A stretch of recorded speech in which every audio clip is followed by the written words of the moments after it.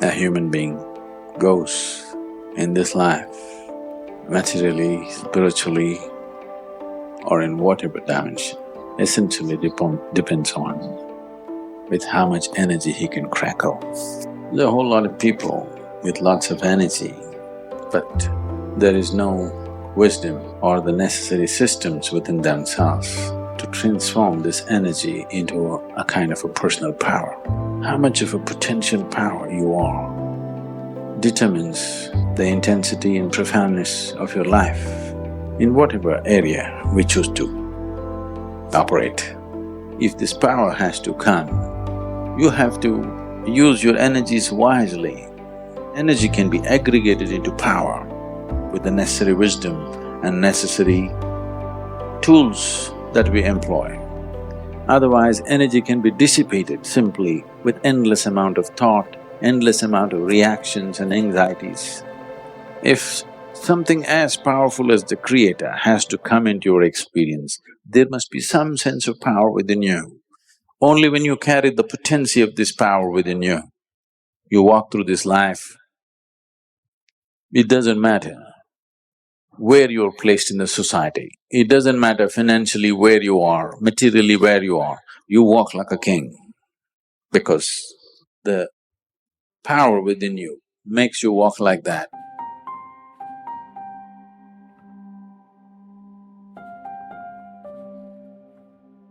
See, there is scientific evidence to show at least 20% of your energy right now, as you sit here in a restful state, is being consumed by your brain.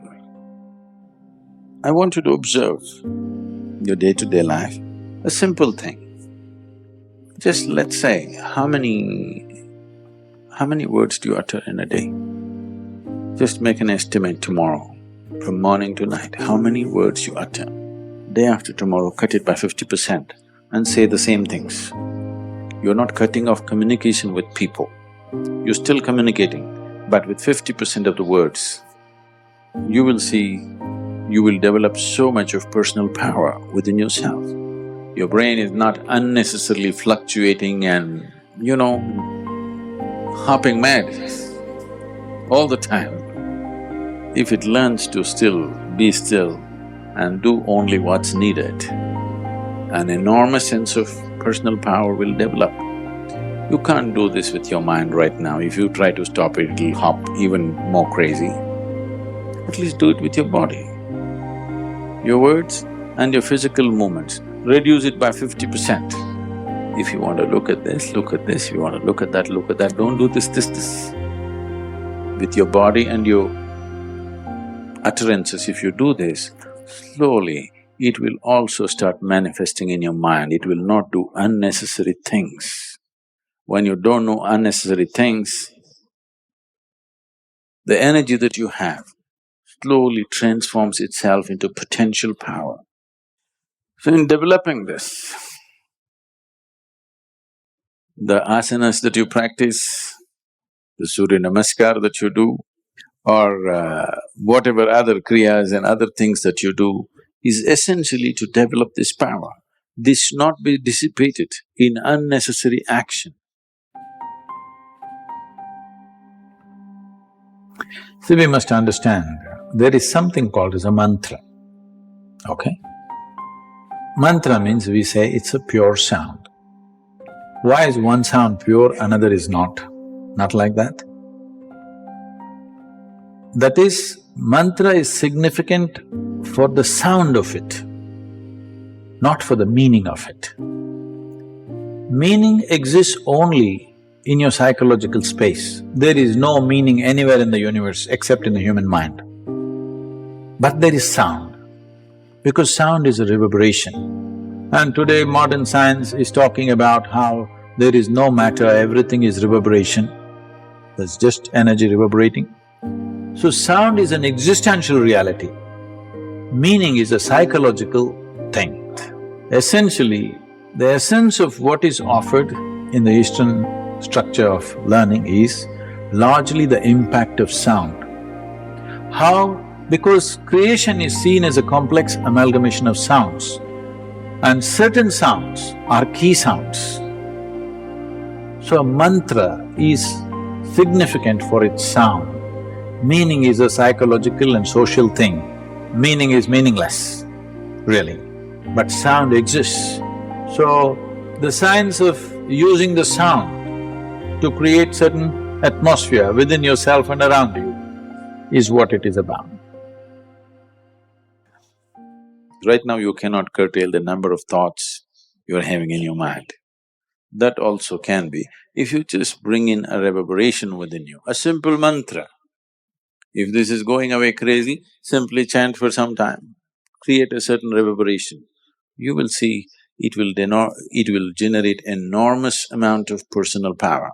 Without this power within you, you will not break through dimensions of life. All sounds represent different forms and different dimensions of compulsiveness. When one chooses to become conscious, not be entangled in the compulsive nature of the existence, he naturally chooses to become silent. Silence does not mean shutting your mouth silence, plugging your ears silence. There is no word for no sound in English language. We call it nishabd. That means absence of sound, a total absence of sound. Absence of sound means absence of reverberation.